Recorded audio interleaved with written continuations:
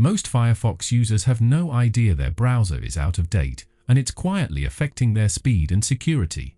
In this video, I will show you exactly how to update your Firefox browser to the latest version. To get started, direct your attention to the top right corner of your Firefox browser. You will see an icon with 3 horizontal lines, so go ahead and click on it. From the drop-down menu, click on Help. Then, select About Firefox. This will immediately prompt Firefox to check whether an update is available. If an update is available, you will see a notification message appear right here. As you can see, my current Firefox version is 127.0, and once updated, it will become version 148.0. So, go ahead and click Update button.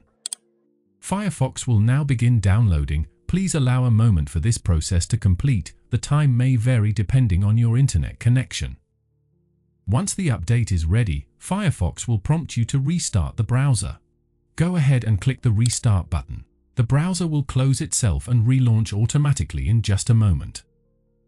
After restarting, you will see a confirmation message indicating that Firefox has been successfully updated.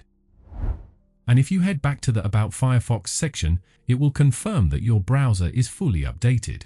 Keeping Firefox updated is one of the simplest ways to ensure a faster, safer, and more reliable browsing experience.